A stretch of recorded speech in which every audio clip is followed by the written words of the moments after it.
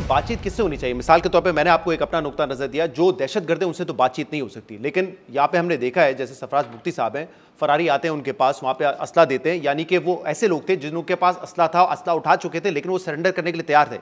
ऐसे लोगों से तो बातचीत हो सकेगी ना फिर? देखें, मैं तो ज़ाती तौर पर यह समझता हूँ कि किसी भी रियासत में ये जितने लोग हैं, ये रियासत ने मैग्निमिनिटी या फराख दिली का मुजाहरा किया है। ऐसे नहीं है कि इन लोगों के हाथ खून से रंगे हुए नहीं है, लेकिन फिर भी उनको मौका दिया गया। भाई मौका दे कि ये एहसान रियासत कर रही है, उन्होंने आप पे एहसान किया है। आप ये नहीं समझ रहे हैं कि ये कातिल है, इन्होंने कत्ल किए, इन्होंने लोगों की जानें ली हैं। अगर रियासत ये समझती है अपनी विजडम में कि लार्जर इंटरेस्ट में इन कातिलों को माफ़ कर देना चाहिए, तो उसमें रुजू ये करेंगे और कातिल रियासत जो है वो अपनी फराख दिली का मुजाहरा कर सकती है in the larger interest of the society. जो इस वक्त आपको जिस कैफियत का सामना है, उन्होंने आप पे जंग इम्पोज की हुई है, रोज़ाना की बुनियाद पे ख़ुद को हमलावर भेजते हैं, ट्रेनों में हॉस्टेज बनाते हैं, उतार के लोगों को कत्ल करते हैं। इसमें कौन सी कन्फ्यूजन है कि इनके खिलाफ कार्रवाई ना हो? अच्छा देखें, उस दिन जैसे ये भी बताया गया कि एहसास महरूमी या डेवलपमेंट जवाज़ नहीं हो सकता दहशतगर्दी का, बिल्कुल ठीक बात है, क्योंकि ये तो फिर अभी एक कनाल वाला मसला है सिंध में, वो भी कहेंगे कि हमारा हक छीना जा रहा है तो हम भी फिर बंदूक उठा लेंगे, ये तो जस्टिफिकेशन नहीं है। लेकिन ये तो आप भी मानेंगे ना कि इस तरह के जो आर्मीज़ होती हैं वो रिक्रूटमेंट उनकी बड़ी आसान हो जाती है। अगर किसी इलाके में एहसास महरूमी हो, बेरोजगारी हो, उनका काम आसान हो जाता है ना। देखिए, इसमें दोनों आर्गूमेंट्स मौजूद है, इकोनॉमिक आर्गूमेंट भी है और अलकायदा एक क्लासिक केस स्टडी है।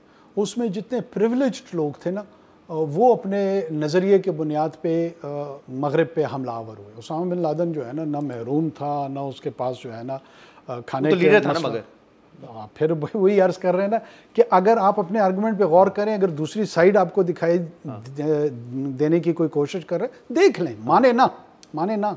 लेकिन दुनिया में दोनों चीज़ें होती हैं। बाज़ औक़ात पावर्टी भी उसमें रोल प्ले करती है, बाज़ औक़ात प्रिविलेज्ड लोग भी आइडियोलॉजिकली ड्रिवन होते हैं और वो लड़ रहे होते हैं। ऐसी सूरत नहीं है कि सिर्फ़ और सिर्फ हैव नॉट्स की सूरत में जंगें जो है ना वो आगे बढ़ रही होती हैं। और यूक्रेन एक आर्गुमेंट इस वक्त मुल्क में ये है कि जैसे आपने कहा कि बहुत सारे लीडर्स हैं जो कि सिंपथाइजर्स हैं, जो कि आधा तीतर आधा बटेर हैं, वो खुल के नहीं मजम्मत करते या नहीं कहते कि उनको गिरफ्तार करें या उनको मारें। लेकिन दूसरा आर्गुमेंट ये है कि इस वक्त बलूचिस्तान में, और ना सिर्फ इससे पिछले इलेक्शन में, जो क़यादत इलेक्ट होकर आई वो हकीकी नुमाइंदगी नहीं कर रही। और यही उस दिन आर्गूमेंट मालिक साहब ने भी दिया कि जब तक हकीकी नुमाइंदगी करने वाले लोग नहीं आएंगे तो जिस पॉलिटिकल सोल्यूशन की आप बात करें, चाहे वो एहसास महरूमी से हो, चाहे डेवलपमेंट के मामले हो, वो नहीं हल होगा, क्योंकि लोग उनके पीछे खड़े हुए हैं, लोग उनके पीछे नहीं है जो चंद हजार वोट लेकर आ जाते हैं। इसी को डायसेक्ट कर लेते हैं, इसी को डायसेक्ट कर लेते हैं। मैं करंट जो वहाँ के नुमाइंदगान हैं उनका दिफा नहीं कर रहा हूँ, लेकिन 2002 से 2025 Pakistan PTI, PMLN, PPP, Jamiat Ulama इस्लाम, नेशनल पार्टी डॉक्टर मालिक साहब की, PK मैप महमूद खान अचगज़ई साहब की, और कुद्दूस बिज़िजो साहब की हुकूमत में जो हुकूमती हमायत BNP मेंगल अख्तर साहब की वो रही। ये तमाम की तमाम जमातें हुकूमतों का हिस्सा रहीं। चले अभी वाले हो सकता है डॉक्टर साहब की बात दुरुस्त हो और ये हकीकी नुमाइंदे ना हों, लेकिन ये 2002 ऑनवर्ड्स कोई एक मेन स्ट्रीम सियासी जमात नहीं है जो हुकूमत का हिस्सा नहीं रही है। और अच्छे खास 3.5 साल, 2.5 साल, 4 साल, 5 साल ये तमाम पार्टियां रही हैं। उसके बावजूद ये जंग जो है रोज़ बरोज़ आगे बढ़ती जा रही है, घटती नहीं जा रही। क्यों?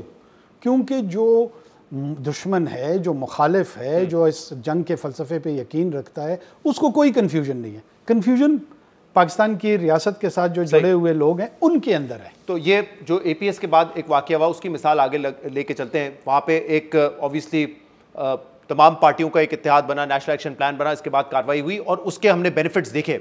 अब अगर बलूचिस्तान में आगे बढ़ना है तो ये जो नेशनलिस्ट पार्टीज़ हैं, जिसमें अचगज़ई साहब हो जो कि पश्तून नुमाइंदगी करते हैं, अख्तर मेंगल साहब हो या डॉक्टर मालिक साहब हो, उनका क्या किरदार होगा? उनको साथ लेके ही आगे चलना होगा ना फिर? देखिए, ये किरदार उन्होंने चूज़ करना है।